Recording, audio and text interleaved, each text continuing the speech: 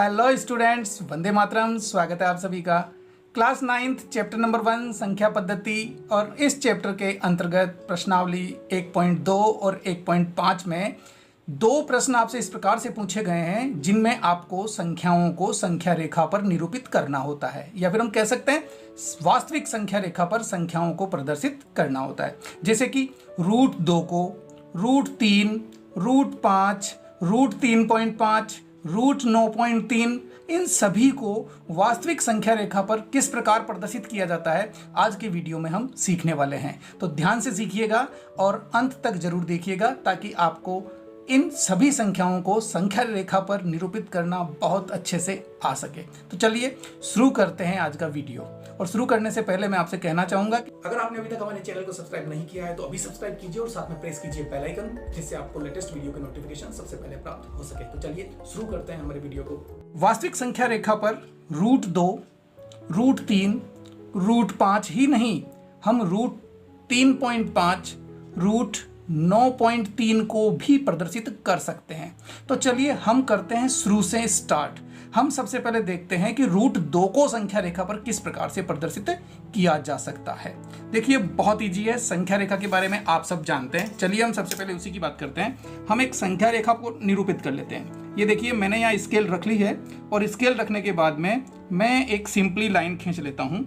ये लीजिए मैंने एक लाइन खींच दी, ठीक है, ये लाइन मैंने खींच दी और इस लाइन पर मैं दोनों तरफ लगा देता हूं तीर के निशान। तीर के निशान लगाने का मतलब है कि ये लाइन इधर भी आगे बढ़ सकती है और इधर भी आगे बढ़ सकती है। ये बात आप बहुत अच्छे से जानते हैं कि संख्या रेखा की लंबाई असीमित होती है और इस संख्या रेखा पर बिल्कुल सेंटर जो पॉइंट है वहां मैं एक निशान लगा देता हूं। तो ये तो हो जाएगा मेरा 0। उसके बाद में 1-1 सेंटीमीटर की दूरी पर ये कुछ निशान और लगा देता हूँ। हमारे पास स्केल है, स्केल की सहायता से हम 1-1 सेंटीमीटर की दूरी पर ये सारे निशान लगा लेते हैं। तो हमारे इस शीट पर या इस कॉपी में आप कुछ भी कह सकते हैं, हमने वास्तविक संख्या रेखा को एक सही एकक यानी कि सही इकाई यानी सही यूनिट लेकर हमने संख्या रेखा को बना लिया है। तो इस बीच वाले पॉइंट को तो मैं कह देता हूं 0, क्योंकि आप जानते हैं संख्या रेखा के बिल्कुल बीच का बिंदु होता है वो होता है 0। 0 के दाईं तरफ जो यूनिट्स होती है वो है आपकी 1, फिर उसके बाद में 2, फिर 3, फिर 4 और फिर 5। और इसी प्रकार से अगर मैं 0 से पहले यानी बाईं तरफ चलता हूं तो यहाँ लिखा होता है -1, -2, -3, -4, -5। ये सब पॉइंट्स आपको बता रहे हैं कि इन सब की स्थिति कहाँ है, किस जगह -3 है, किस जगह -2 है और किस जगह ये सारी संख्याएं लिखी हुई है। चलिए अब मैं बात करता हूँ आगे। तो ये हो गई हमारी संख्या रेखा और इस संख्या को बोलते हैं वास्तविक संख्या रेखा। आप ये देख रहे हैं कि यहाँ पर हमने जो अंक लिखे हैं वो केवल पूर्णांक हैं। वास्तविक संख्याओं में तो रूट वाली संख्याएं भी आती है, तो वो रूट वाली संख्याएं इस वास्तविक संख्या रेखा पर कहाँ स्थित है यही हमें पूछा गया है और यही हमें प्रदर्शित करके बताना है कि √2 इस संख्या रेखा पर कहाँ स्थित है। इसी प्रकार से √3 और √5 की भी हम बात करेंगे और √3.5 और √9.3 की भी आज के वीडियो में हम बात करने वाले हैं कि उनको संख्या रेखा पर कैसे प्रदर्शित किया जाएगा। तो सबसे पहले बात करते हैं हम √2 को। तो √2 को संख्या रेखा पर प्रदर्शित करने के लिए हमें क्या करना होगा कि देखिए ये होता है √2। अब √2 को आप पाइथागोरस प्रमेय के रूप में किस प्रकार से लिख सकते हैं। पाइथागोरस प्रमेय के बारे में आप बहुत अच्छे से जानते होंगे कि एक समकोण त्रिभुज होता है। इस समकोण त्रिभुज में ये जो 90 डिग्री का कोण होता है इसके सामने वाली भुजा को हम बोलते हैं कर्ण। और पाइथागोरस प्रमेय क्या होती है कि कर्ण का स्क्वायर बराबर होता है आधार स्क्वायर प्लस लंब स्क्वायर के। क्लियर है? तो कर्ण बराबर क्या हो जाएगा, √ आधार स्क्वायर प्लस लंब का स्क्वायर। 90 डिग्री के सामने वाली भुजा को हम कर्ण बोलते हैं। बाकी ये जो दो शेष भुजाएं हैं, एक तो लंब होता है और एक आधार होता है। तो यहाँ पर हम जो लेटी हुई रेखा है उसे आधार बोल देते हैं और इसे लंब बोल देते हैं। बाकी ये न्यून कोण पर डिपेंड करता है कौन सा आधार और कौन सा लंब होता है, लेकिन जनरली आप इन्हें मान लीजिए कि ये आधार है और ये लंब है। बाकी दोनों में से कोई सा भी आधार और कोई सा भी लंब हो सकता है।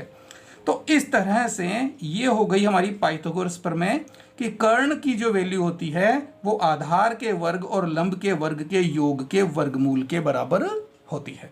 तो यहाँ ये √2 लिखा हुआ है, तो इस √2 को अगर हम इस रूप में लिखना चाहें यानी पाइथागोरस प्रमेय के रूप में लिखना चाहें तो किस प्रकार से लिखेंगे ये आप ध्यान दीजिए। रूट 2 को हम लिख सकते हैं अंडर रूट में 1 का स्क्वायर प्लस 1 का स्क्वायर। ऐसा क्यों कर सकते हैं? क्योंकि हम जानते हैं कि 1 का स्क्वायर 1 होता है और ये भी 1 का स्क्वायर 1 हो गया, तो इसकी वैल्यू कितनी हो गई? रूट 2। इसका मतलब ये हुआ कि हम इस रूट 2 को अंडर रूट में 1 का स्क्वायर प्लस 1 का स्क्वायर लिख सकते हैं। और इस बात का तात्पर्य यही निकलता है कि अगर आप इस वास्तविक संख्या रेखा पर एक इकाई यानी एक तो आधार हो और एक इकाई ही आपका क्या हो? लंब हो।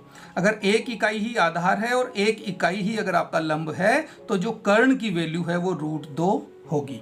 तो इसके आधार पर हम रूट 2 को संख्या रेखा पर प्रदर्शित कर सकते हैं। ठीक इसी प्रकार से रूट 3 और रूट 5 को भी करेंगे, मैं आपको अच्छे से समझाऊंगा। सबसे पहले हम देखते हैं कि रूट 2 को संख्या रेखा पर किस प्रकार से प्रदर्शित किया जाता है। तो चलिए हम चलते हैं संख्या रेखा पर और हम यहाँ देख रहे हैं कि यहाँ मुझे वैल्यू मिल रही है 1 और यहाँ भी वैल्यू मिल रही है 1। तो मैं इस वास्तविक संख्या रेखा पर एक इकाई को चुन लेता हूं। तो यहां से यहां तक की दूरी कितनी है? 1। तो ये यहां से यहां तक की दूरी 1 हो गई और यहां इस 1 पर जो ये अंक यानी कि संख्या 1 है, इस पर हमें एक लंब खींचना है और वो कितना होना चाहिए? 1 इकाई का। यानी जितनी ये इकाई है उतना ही लंबा, 1 इकाई ये है तो इतनी ही लंबाई का हमें यहाँ पर एक लंब खींचना है। तो अब आप जानते हैं कि यहाँ लंब कैसे खींचा जाएगा। तो लंब खींचने के लिए लीजिए मैं इस 1 पर ये डी रख देता हूँ। डी को आप अच्छे से जानते हैं और डी की सहायता से 90 डिग्री का कोण हमें यहाँ बना लेना है। देखिए बहुत ही सावधानी पूर्वक ज्यामिति का काम हमें करना होता है। तो ये लीजिए मैंने यहाँ ये 90 डिग्री का कोण बनाने के लिए डॉट लगा दी और हम इसे इससे मिलाते हुए ये लाइन खींच देंगे। तो ये हमारा हो गया लंब। लंब मुझे केवल 1 इकाई का लेना है तो मैं यहाँ थोड़ी लंबाई का ही खींचता हूँ, पूरा नहीं खींचता हूँ।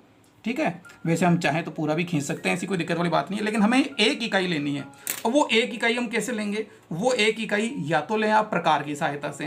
प्रकार की सहायता से आप कहीं भी स्केल पर रखें और स्केल पर रखकर 1 यूनिट का चयन कर लें। जैसे कि ये मैंने 1 यूनिट का चयन कर लिया। ठीक है, ये ध्यान रहे कि हम जो चयन कर रहे हैं वो बिल्कुल सुग्राही होना चाहिए। अगर आपकी ये जो लंबाई आप यहाँ ले रहे हैं चाप के थ्रू, अगर ये बिल्कुल सही ढंग से या बिल्कुल सही नहीं है तो गड़बड़ हो सकती है। तो मैंने ये 1 इकाई ले ली और 1 इकाई लेने के बाद में इसे सही ढंग से यहाँ रखकर हम यहाँ चाप काट देते हैं। तो ये मेरी 1 इकाई हो गई, जिसे हम चाहें तो स्केल की सहायता से नाप कर भी देख लेते हैं। बिल्कुल सही 1 इकाई मैंने ये ले ली है। आप ये देख रहे हैं कि पाइथागोरस प्रमेय समकोण त्रिभुज पर काम करती है। अगर ये लंब 1 है और ये आधार भी 1 है तो फिर कर्ण की वैल्यू कितनी होगी? रूट 2। जो हम कहाँ देख रहे हैं? हम यहाँ देख रहे हैं। तो मैं इस कर्ण को खींच देता हूँ, यानी इसको, ये जो पॉइंट है इस पॉइंट को मिलाकर हम इस 0 से मिलाकर हम खींच देते हैं। तो ये हो गया हमारा कर्ण। ठीक, ये हमने कर्ण खींच दिया। अब इस बिंदु को आप O नाम दे दीजिए, इस बिंदु को A नाम दे दीजिए, इस बिंदु को B नाम दे दीजिए। हमने क्या किया कि OA एकक लंबाई को हमने संख्या रेखा पर लिया और बिंदु A पर लंब AB खींचा। ठीक है, ये AB हमारा यहाँ लंब हो गया और AB बराबर 1 इकाई हमने ले ली। तो ये यूनिट भी 1 है, ये यूनिट भी 1 है, तो फिर OB बराबर कितना हो गया? रूट 2। ये हमने कैसे किया? पाइथागोरस प्रमेय के यूज से। तो अभी ये रूट 2 हमारा संख्या रेखा पर निरूपित नहीं हुआ है। तो संख्या रेखा पर निरूपित करने के लिए हम क्या करेंगे? हम प्रकार को लेंगे और इस OB लंबाई का चाप भरेंगे। ये OB दिख रहा है आपको? यहाँ कंफ्यूज होने की आवश्यकता नहीं है। O से लेकर B तक की लंबाई का चाप हम भर लेंगे। तो ये लीजिए हम O से B तक की लंबाई का चाप भर लेते हैं। ये काम भी आपको बहुत ही सावधानी से करना होगा, इसमें कहीं कोई मिस्टेक नहीं रहनी चाहिए। जब आप चाप भर लेते हैं तो आपको इस बिंदु O पर प्रकार की नोक रखनी है और इस OB लंबाई का चाप आपको काट देना है। कैसे? बिल्कुल ऐसे। ये लीजिए, ये हमने चाप काट दिया। तो ये जो बिंदु आपको संख्या रेखा पर प्राप्त हो रहा है, इस बिंदु को हम कह देते हैं P। इस बिंदु को हम P कह देते हैं। तो ये जो बिंदु P आपको प्राप्त हुआ है, ये आपकी वैल्यू है रूट 2 की। तो लीजिए आपका रूट 2 संख्या रेखा पर आ चुका है। आप जानते हैं रूट 2 की वैल्यू कितनी होती है? 1.414। और यहाँ पर आप अगर इसे स्केल की सहायता से नाप कर देखेंगे तो ये जो बिंदु P है वो लगभग आपको यहीं पर मिलेगा। तो इस तरह से हम √2 को संख्या रेखा पर निरूपित करते हैं। अब आप देखिए कि मैं आपको √3 और √5 को भी संख्या रेखा पर निरूपित करके बता देता हूं। लेकिन इस निरूपण के लिए आपको चाहिए क्या? आपको मेन चीज ये है जो चाहिए। हम बात करते हैं √3 की। तो √3 को संख्या रेखा पर निरूपण करने के लिए हम देखेंगे कि रूट में पाइथागोरस प्रमेय को, यानी कि पाइथागोरस प्रमेय के यूज से हम √3 को क्या लिख सकते हैं। हम √3 को अगर मैं लिखना चाहूं कि 1 + 1 यानी 1 का स्क्वायर तो 2 होता है, यानी कि ये रूट में है तो ये भी रूट में हो गया। अब मुझे चाहिए रूट में 3। अगर मैं यहाँ 2 का स्क्वायर और 1 का स्क्वायर करता हूँ तो गड़बड़ होगी, क्योंकि √3 नहीं मिलेगा। मुझे यहाँ मिलेगा 2 का स्क्वायर तो 4 होता है और 1 का स्क्वायर 1 है, तो ये मुझे मिल रहा है √5। तो ये चीज़ तो मेरी काम आएगी कहाँ? इस √5 में। लेकिन मुझे अभी चाहिए √3। तो अगर मैं इस 2 की जगह √2 का स्क्वायर लिख दूँ तो √2 का स्क्वायर क्या हो जाएगा? 2, और 1 का स्क्वायर 1, तो रूट में मुझे क्या मिल जाएगा? 3। कुछ समझ में आई आपके बात? जी हाँ, मैं ये कहना चाहता हूँ कि मैं पहली जगह तो लेता हूँ √2 का स्क्वायर और इस दूसरी जगह लेता हूँ 1 का स्क्वायर। तो यानी कि 1 तो हो गया हमारा आधार और 1 हो गया लंब। तो ये हमें मिलता है √3। तो √3 को हम इस प्रकार से लिख सकते हैं, और जब इस प्रकार से लिख सकते हैं तो उसे फिर हम संख्या रेखा पर भी निरूपण कर सकते हैं। आप देख रहे हैं कि √3 को संख्या रेखा पर निरूपण करने के लिए पहले आपको √2 खींचना पड़ेगा, और जब √2 मिल जाएगा तो फिर हम √3 को प्राप्त कर सकेंगे। कैसे? चलिए ये भी मैं आपको बता देता हूं। तो सबसे पहले तो आपको क्या करना होगा, उसी प्रकार से संख्या रेखा बनानी होगी। तो मैं संख्या रेखा बना दूं। लीजिए, मैंने संख्या रेखाएं खींच लिए। अब जब संख्या रेखाएं मेरे पास आ गई तो मैं देख रहा हूं कि √3 के लिए मुझे एक तो √2 चाहिए और एक 1 चाहिए। तो देखो, √2 तो मैं डायरेक्ट ले नहीं पाऊंगा, इसलिए मैं क्या करता हूं कि यहां पर 1 इकाई लेकर आगे बढ़ता हूं। तो ये 1 इकाई मैंने यहां से यहां तक ले ली।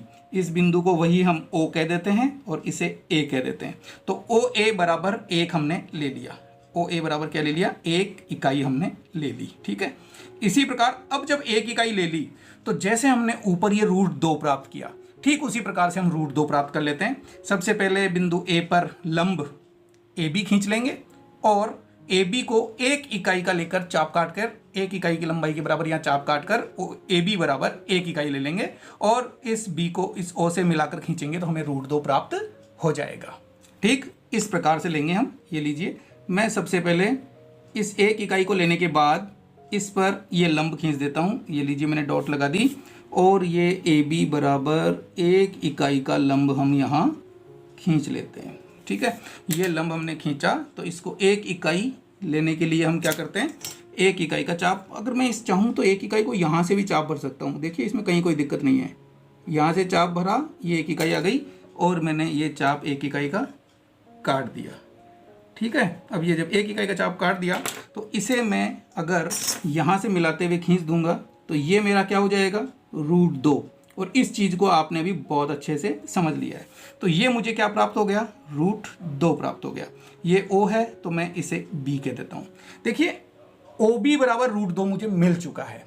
तो यहाँ से मैं ये कह सकता हूँ कि √2 मुझे यहाँ संख्या रेखा पर मिल गया है।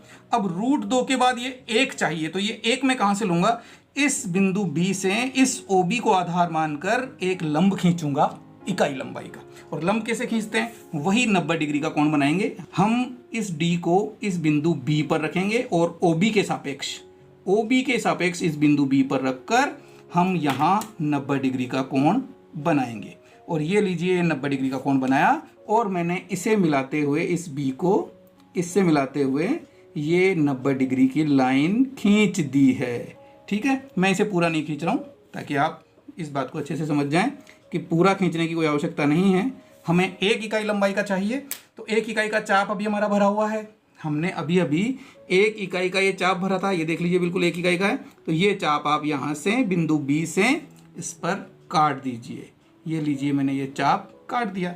तो ये चाप जो है वो 1 इकाई का है। तो ये इकाई 1 है, ये इकाई 1 है और ये दूरी भी 1 है। अब ये जो चाप हमने काटा, इस बिंदु को हम कह देते हैं C। और इस C को अगर मैं O से मिलाता हूँ, देखिए इस C को क्या करते हैं हम, O से मिला देते हैं। तो ये जो दूरी है वो मुझे क्या मिल रही है, √3। क्लियर है। अगर मैं इसी तरह से और आगे बढ़ूं, यहाँ पर लंब खींचूं 1 इकाई का और फिर इसको इससे मिलाऊं तो मुझे √4 मिलेगा। फिर आगे प्राप्त होने वाले पर फिर 1 इकाई आगे बढ़ूं, 1 इकाई खींचकर फिर इससे मिलाता हूं, कर्ण खींचता हूं तो √5 मिलेगा। और इस प्रकार से बनता है हमारा एक सर्पिल, जो कि आपकी प्रश्नावली 1.2 का क्वेश्चन है, जिसे आप इस प्रकार से सॉल्व कर सकेंगे। यहाँ मैं √3 को संख्या रेखा पर प्रदर्शित करना चाहता हूँ, तो मैं √3 की ही बात करूँगा। अब अगला काम हम क्या करेंगे, ठीक हमने यहाँ जो काम किया कि इस √2 के बराबर चाप भर के हमने चाप काट दिया। तो अब इस √3 के बराबर चाप भर लेते हैं। यहाँ से इस √3 के बराबर ये लीजिए मैंने चाप भर लिया और ये फिक्स चाप भर लिया। तो अब इस चाप को हम क्या करते हैं, काट देते हैं। और ये लीजिए इस चाप को हम इस संख्या रेखा पर काट देते हैं और ये संख्या रेखा पर कट गया। तो संख्या रेखा पर जो ये बिंदु आपको प्राप्त हुआ, इस बिंदु को हम कह रहे हैं फिर से P। तो ये जो आपका P है वो क्या है, √3। और आप जानते हैं कि √3 बराबर होता है 1.732। तो देखिए 1.7 के आसपास आपको मान मिल रहा है कि नहीं मिल रहा है, जी हाँ। तो ये बिंदु P आपका बिल्कुल सही जगह संख्या रेखा पर आ गया है। तो इस तरह से संख्या रेखा पर बिंदु P की जो स्थिति है वो √3 की स्थिति है और इस प्रकार से हम संख्या रेखा पर √3 को प्रदर्शित करते हैं। ठीक, अब मैं चलता हूं √5 की तरफ। और √5 के लिए हमने यहाँ क्या देखा कि 2 का स्क्वायर। देखिए मैं फिर से बता देता हूं, इस √5 के लिए ये लीजिए √5 और ये बराबर क्या होगा, पाइथागोरस प्रमेय के अनुसार देखेंगे तो कि 2 का स्क्वायर प्लस 1 का स्क्वायर। और ये कितना होता है, 2 का स्क्वायर 4 होता है और 1 का स्क्वायर 1 होता है। तो ये √5 के बराबर हो गया, यानी ये √5 के बराबर है। तो हम यहाँ ये देखेंगे कि एक तो इकाई हमें लेनी है 2 और दूसरी इकाई लेनी है 1। तो सबसे पहले क्या करते हैं, यहाँ पर हम 2 इकाई ले लेते हैं, ये 1 और ये 2। तो इसे तो कह देता हूँ O और इसे कह देता हूँ A। तो हमने क्या किया, OA बराबर 2 इकाई ले ली। अब 2 इकाई ले ली तो अब मुझे लेनी है 1। और 1 कैसे लूँगा, जैसे हमने ये यहाँ ली ठीक उसी प्रकार से। तो मैं यहाँ सीधा सीधा आपको समझाने के लिए शॉर्ट में निपटा दूँ। तो देखिए मैंने यहाँ स्केल से खींच दिया है, आपको स्केल से नहीं खींचना है। आपको क्या करना है, आपको ठीक इसी प्रकार से 90 डिग्री का D की सहायता से कोण बनाना है और उस पर ये चाप काट कर बिंदु B प्राप्त करना है। तो ये लीजिए बिंदु B मैंने प्राप्त कर लिया। मैंने डायरेक्ट किया है, आपको ठीक इस प्रकार से करना है। इस D का इस्तेमाल करके यहाँ 90 डिग्री का कोण बनाना है और 90 डिग्री का कोण बनाने के बाद आपको चाप काटना है इकाई का, तो वो यहाँ कटेगा। इसके बाद आप इस बिंदु B को O से मिलाते हुए लाइन खींच दीजिए। और जब आप इसको O से मिलाते हुए लाइन खींचेंगे तो ये क्या होगा, ये आपका आ जाएगा √5। जी हाँ, ये आपका √5 आ जाएगा। कैसे आया √5, क्योंकि ये तो आ गई आपकी 2 यूनिट और ये आ गई 1 यूनिट। और 2 का स्क्वायर और 1 का स्क्वायर क्या होता है, √5। तो ये आपका √5 हो गया। अब आपको ठीक जैसे आपने पहले किया उसी प्रकार से OB लंबाई का एक चाप भर लेना है। ये लीजिए OB बराबर हमने चाप भर लिया और इस चाप को काट देना है। ये चाप आपका जहाँ कट रहा है वो आपका बिंदु P है और ये बिंदु P संख्या रेखा पर √5 को प्रदर्शित करता है। इस प्रकार से आप √2, √3 और √5 को संख्या रेखा पर प्रदर्शित कर सकते हैं। तो ये तो आपने अभी तक देख लिया। अब हम देखते हैं √3.5 और √9.3 को संख्या रेखा पर किस प्रकार से प्रदर्शित करेंगे। तो चलिए इन्हें भी देख लेते हैं। लीजिए मैंने ब्लैंक पेपर ले लिया है और मेरा प्रश्न मुझसे कह रहा है कि वास्तविक संख्या रेखा पर √9.3 को प्रदर्शित कीजिए। एक महत्वपूर्ण बात मैं आपको बता देना चाहता हूं, जो मैं वीडियो के अंत में आपको बताऊंगा। इन दोनों ही प्रकार के प्रश्न, यानी दशमलव वाली संख्याएं और बिना दशमलव के जो अपने रूट में संख्याएं देखी है, उनका वास्तविक संख्या रेखा पर निरूपण से संबंधित महत्वपूर्ण बात है, जो मैं वीडियो के अंत में आपको बताऊंगा। सबसे पहले हम देखते हैं कि 9.3 वर्गमूल 9.3 के वर्गमूल को संख्या रेखा पर किस प्रकार से प्रदर्शित करेंगे।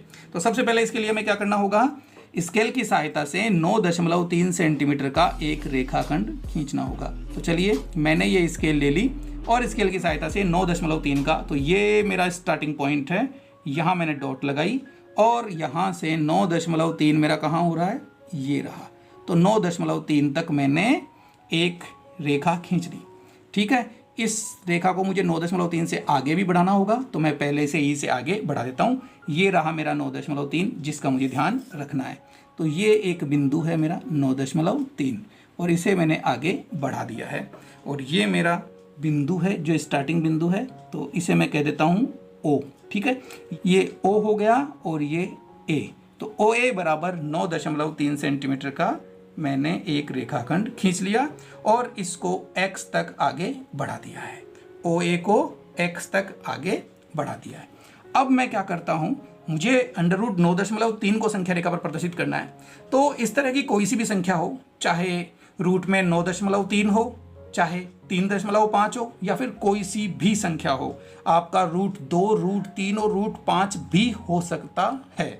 तो हमें क्या करना होगा, जो रूट के अंदर संख्या दी गई है उस लंबाई का एक रेखाखंड खींचना होगा और उसे थोड़ा आगे तक x तक बढ़ा लेना होगा। उसके बाद में क्या करना होगा, आपका जो बिंदु A है उस बिंदु A से 1 सेंटीमीटर की दूरी पर एक बिंदु B प्राप्त करना है। आप बिंदुओं के नाम कुछ भी बोल सकते हैं। ये मेरा 9.3 था, यहाँ से 1 सेंटीमीटर की दूरी पर मैंने ये बिंदु A ले लिया, तो मैंने यहाँ B ले लिया है। ये बिंदु B मैंने कहाँ ले लिया, A से 1 सेंटीमीटर की दूरी पर। तो ये इकाई मेरी कितनी है, 1 इकाई है। ठीक है, अब आपको अगला काम क्या करना है। देखिए, अब तक आपके समझ में आ गया होगा कि हमने OA बराबर 9.3 सेंटीमीटर का रेखाखंड लिया है और इस OA को x तक आगे बढ़ाया है। इसके बाद तीसरा काम हमने ये किया है कि बिंदु A से इकाई दूरी पर बिंदु B प्राप्त किया है। अब जो अगला काम हम करेंगे वो करेंगे इस OB, O से लेकर B तक का जो रेखाखंड है इसका लंब समद्वि भाजन। तो इस OB का लंब समद्वि भाजन कर दीजिए। तो इसके लिए हमें लेना होगा प्रकार, और लंब समद्वि भाजन के लिए आपको पता है कि आपको आधे से ज़्यादा खोलना होता है। तो इस बिंदु B से मैं देख रहा हूँ कि मैंने इसको आधे से ज़्यादा खोल लिया है।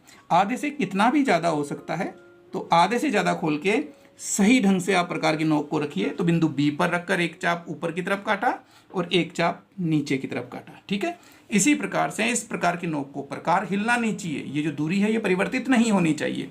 अब हम बिंदु O से भी ये दोनों चाप काट देंगे। तो O से भी एक ऊपर चाप काटा और एक नीचे चाप काटा। जहाँ ये चाप कट रहे हैं वहाँ इन दोनों चापों को मिलाते हुए हमें एक रेखाखंड खींचना है, और यही जो रेखाखंड होता है वो हमारा इस OB का लंब समद्वि भाजक होगा।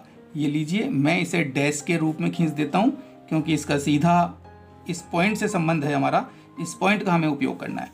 तो इस पॉइंट को मैं नाम दे देता हूँ यहाँ पर, चलिए C दे देते हैं। अगर AB ले लिया तो अब इस पॉइंट को हम C नाम दे देते हैं, जो क्या है, इस OB का मध्य बिंदु है। ठीक, जब OB का मध्य बिंदु हमें मिल चुका है तो हम चलते हैं आगे। और आगे क्या करना होगा कि इस बिंदु C को केंद्र मानकर, बिंदु C को अगर केंद्र मानेंगे तो OC भी बराबर है और CB भी बराबर है। तो OC कह दो चाहे CB कह दो, तो OC त्रिज्या का हम एक अर्धवृत्त खींचेंगे बिंदु C को केंद्र मानकर। तो ये लीजिए, बिंदु C को केंद्र मानकर हमने OC के बराबर चाप ले लिया और इस OC त्रिज्या का एक अर्धवृत्त हम यहाँ खींच देते हैं। ये लीजिए, ये हमने अर्धवृत्त खींच दिया। क्लियर, आपका बहुत ज़्यादा काम इस प्रश्न का हो चुका है और अब छोटा सा काम बाकी है, हम वो भी कर लेते हैं। आपने OC त्रिज्या का अर्धवृत्त खींचा है C को केंद्र मानकर। इसके बाद आपको क्या करना है, ये जो बिंदु A है इस पर आपको 90 डिग्री का कोण बनाना है। उसके लिए मैंने फिर से D ले लिया है। यहाँ आपको प्रकार से बनाने की आवश्यकता नहीं है, आप D से बना सकते हैं। तो ये लीजिए, मैंने D को यूज़ किया है और D को यूज़ करके मैं यहाँ पर 90 डिग्री का कोण बना लेता हूँ। तो ये लीजिए, ये 90 डिग्री का कोण बनाने के लिए मैंने डॉट लगा दी है और इसे मिलाते हुए मैं इसे खींच देता हूँ, किसे, रेखाखंड को। तो ये लीजिए, मैंने रेखाखंड खींच दिया है। तो ये मेरा लंब हो गया। मैं देख रहा हूँ कि बिंदु A से हमने इस OB पर जो लंब खींचा है वो बिंदु D पर, कहाँ, बिंदु D पर इस अर्धवृत्त को प्रतिच्छेद कर रहा है। तो ये जो D है, ये जो बिंदु D है उसे आप इस C से मिला दीजिए। आप क्या कीजिए, इसे इस C से मिला दीजिए। तो चलिए हम इस D को बिंदु C से मिला देते हैं। तो ये मैंने D को बिंदु C से मिला दिया। ये लीजिए, बिल्कुल इसमें आपको थोड़ा सावधानी रखने की आवश्यकता है क्योंकि आपका पॉइंट इधर से उधर हुआ नहीं और सारा मामला गड़बड़ हुआ नहीं। ये जो हमने CD को मिलाया है इसका यूज मैं आपको समझाने के लिए करूंगा, लेकिन आपको कॉपी में अगर ये प्रश्न करना है तो इसे मिलाने की आवश्यकता नहीं है।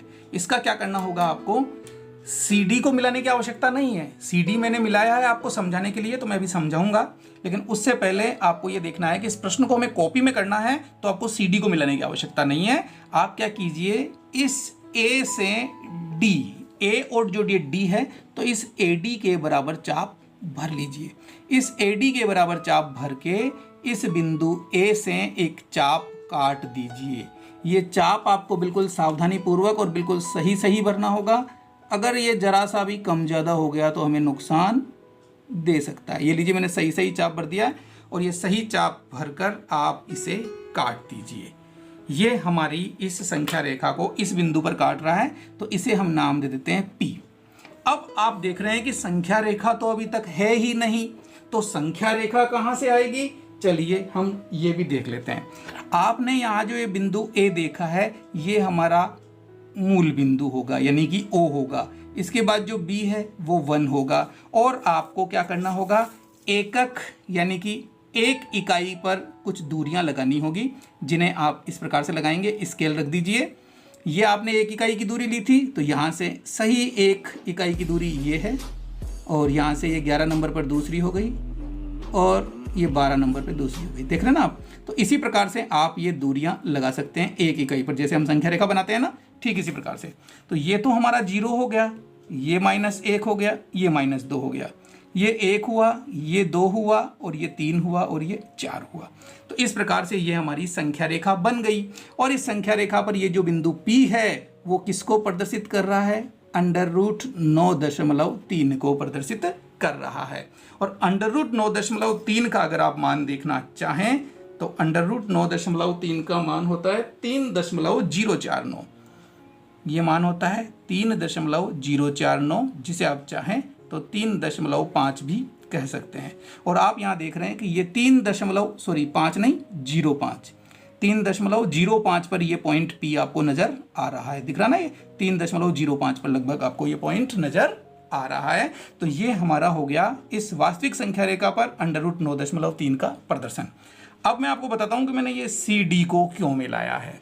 मैं आपको यहाँ सबूत देना चाहता हूँ, ये प्रूव करना चाहता हूँ कि हाँ, ये जो P है वो बिल्कुल सही है। एक प्रूफ तो आपको यहाँ मिल गया, एक प्रूफ तो आपको यहाँ मिल रहा है कि ये जो हमने संख्या रेखा पर बिंदु P प्राप्त किया है वो √9.3 ही है। और मैं एक दूसरे तरीके से भी आपको इस चीज़ को प्रदर्शित करके दिखा देता हूँ। पहले हम बात कर लेते हैं √3.5 को कैसे प्रदर्शित करेंगे। तो उसके लिए भी हमें कुछ नहीं, 3.5 सेंटीमीटर की एक लाइन खींचनी होगी।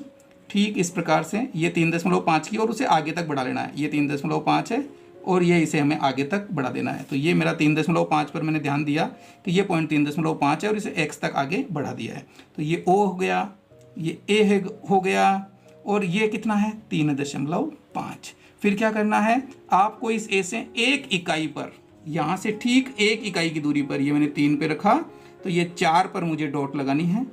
ठीक है, और इस 1 इकाई पर मुझे बिंदु B ले लेना है। इस बिंदु B और O, ठीक है, इस रेखाखंड OB का मुझे लंब समद्वि भाजन करना होगा, जैसा हमने अभी किया था। तो ये लीजिए, मैंने आधे से ज़्यादा ले लिया है, और ये एक चाप ऊपर और एक चाप नीचे।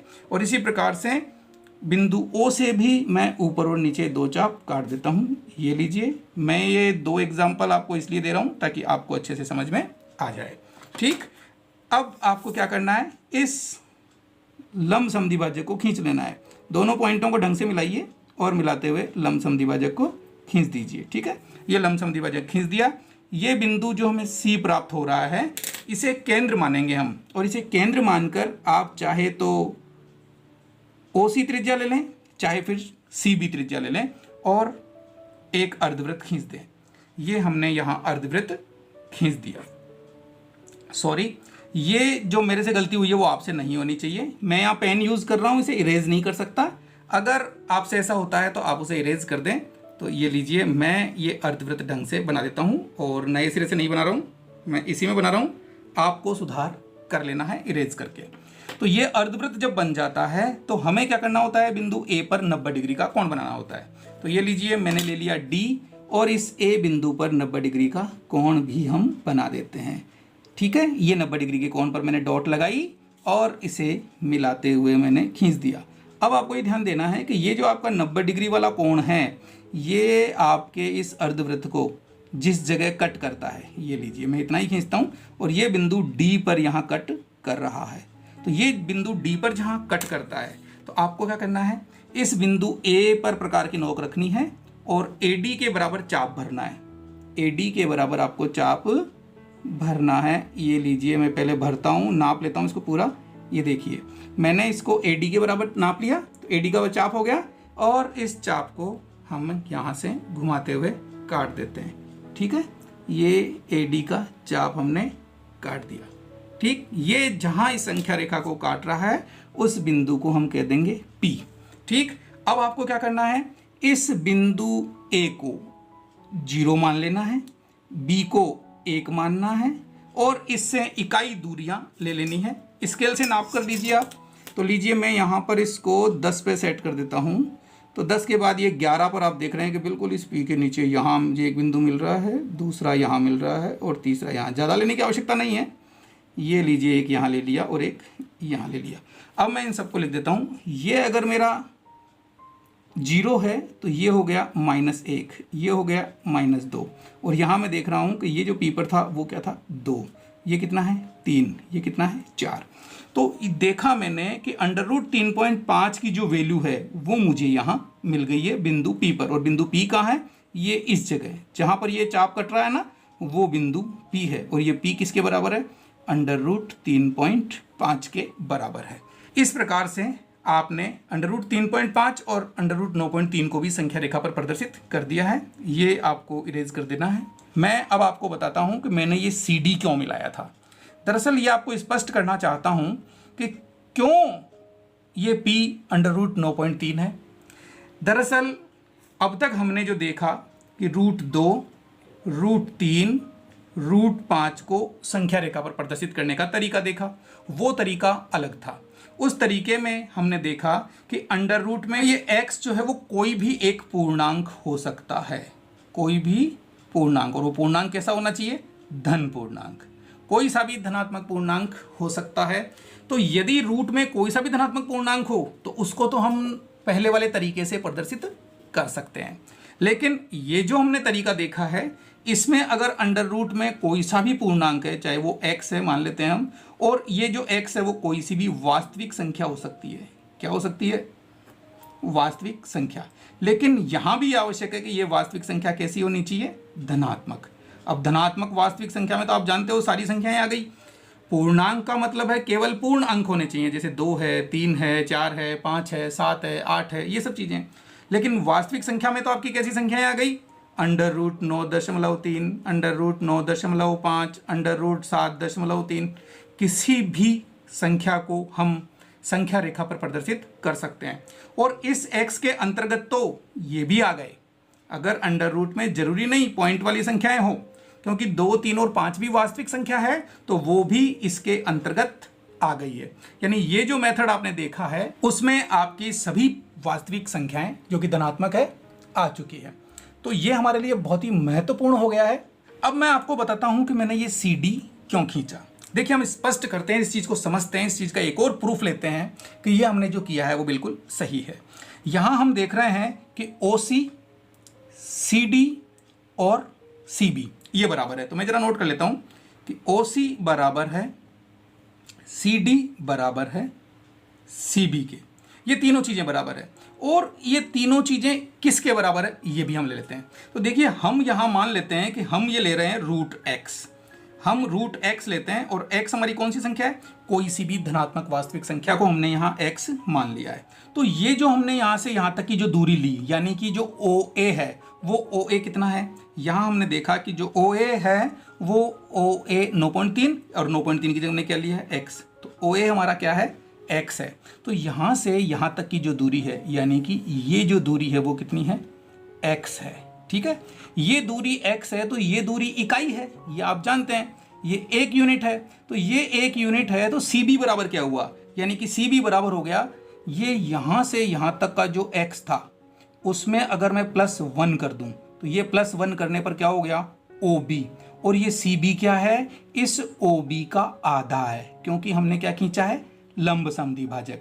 समद्विभाजक इसको दो समान भागों में बांट रहा है, तो OC बराबर है CB के, और CB क्या हो गया, OB का आधा, और OB क्या हुआ, यहां से यहां तक x और ये 1 यूनिट है, तो ये हो गया x प्लस 1 और उसका आधा, यानी x प्लस 1/2 हो गया। हमारा क्या हुआ कि OC भी x प्लस 1/2 हो गया, CB भी x प्लस 1/2 हो गया, और यहां आप ये देख रहे हैं कि ये एक अर्धवृत्त है, और अर्धवृत्त की सभी त्रिज्याएं बराबर होती है, तो OC भी त्रिज्या है, CD भी त्रिज्या है और CB भी त्रिज्या है, इसलिए OC, CD और CB सभी क्या हो गई, x प्लस 1/2 हो गई।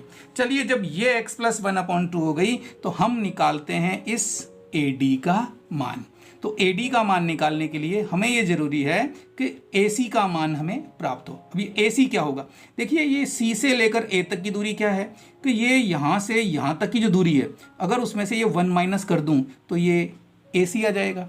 एक तरीका तो ये है, और यहाँ हम ये देख रहे हैं, यहाँ से यहाँ तक हम देख रहे हैं x है, इसमें से अगर मैं OC को घटा दूं तो भी मुझे AC मिलने वाला है। तो दोनों तरीके से जैसे आप चाहें वैसे कर सकते हैं। मुझे ये इजी लग रहा है, CA की वैल्यू निकालने के लिए इस CB में मैं अगर 1 माइनस कर दूं तो CA आ जाएगा, यानी कि CA बराबर क्या हो जाएगा, CB माइनस 1, और यहाँ मैं देख रहा हूँ कि CB की वैल्यू कितनी है, x प्लस 1/2, और इसमें से अगर मैं माइनस 1 कर दूं तो मुझे क्या मिलेगा, x प्लस 1, ये 2 यहाँ जाएगा तो माइनस का 2 और (2), और इसे सॉल्व करूंगा तो क्या मिल रहा है मुझे, x माइनस 1/2।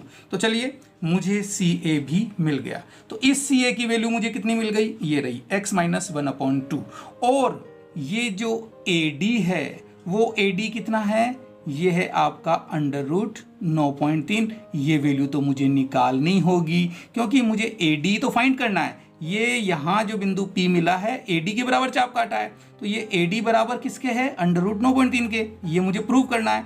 तो यहाँ मैं देख रहा हूँ कि ये तो हो गया मेरा कर्ण, ये हो गया आधार, तो मुझे लंब फाइंड करना है।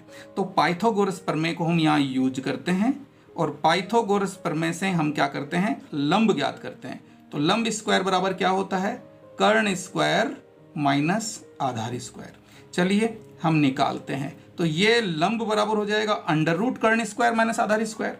अब कर्ण की वैल्यू कितनी आई है, CD ये रहा, और CD की वैल्यू ये रही। तो चलिए मैं इस CD को लिख देता हूँ x प्लस 1/2 का होल स्क्वायर, ठीक है, और माइनस, अब बात करता हूँ किसकी, A स्क्वायर, A यानी कि आधार, और आधार कितना मिला मुझे, x माइनस 1/2, तो x माइनस 1/2 का होल स्क्वायर।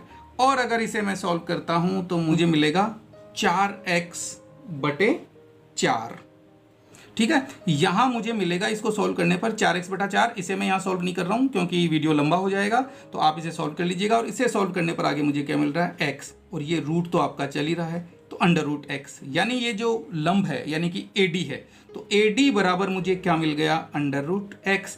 यही तो हम सिद्ध करना चाह रहे हैं कि ये जो दूरी है वो इस x का √ है, तो ये किसके बराबर है, ये इस चाप के बराबर है। तो ये बिंदु P इस संख्या रेखा पर इस √x को प्रदर्शित करता है। इस x की वैल्यू कुछ भी हो सकती है, जैसे कि हमने यहाँ देखा 3.5 और 9.3।